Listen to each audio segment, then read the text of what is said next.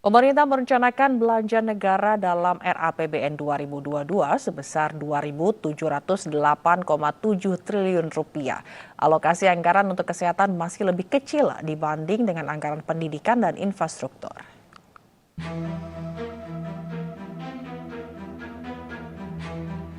Pandemi COVID-19 yang belum berakhir menjadi pertimbangan dalam menyusun rancangan Undang-Undang Anggaran Pendapatan dan Belanja Negara RAPBN 2022.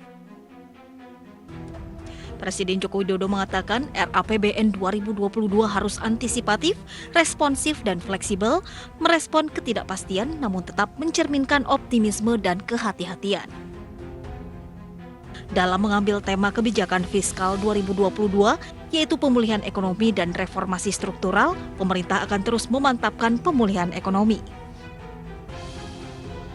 Dengan berpijak pada strategi tersebut, pemerintah mengusung tema kebijakan fiskal tahun 2022 yaitu pemulihan ekonomi dan reformasi struktural.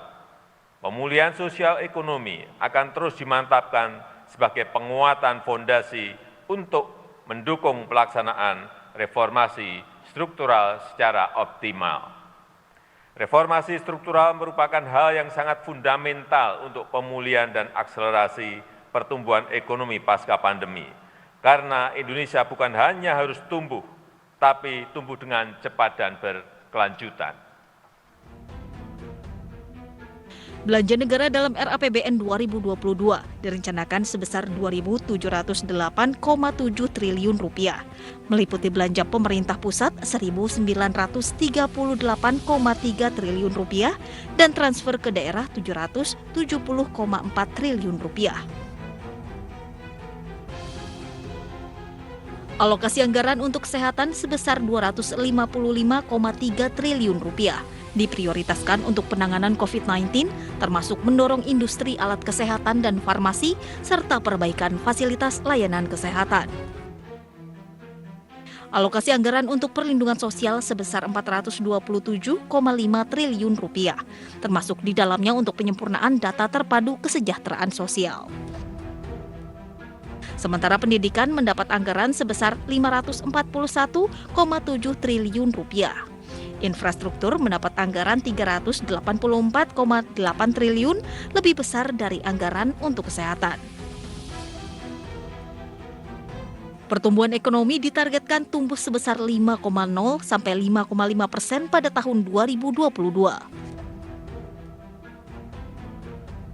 Angka tersebut lebih rendah jika dibandingkan pertumbuhan ekonomi kuartal ini.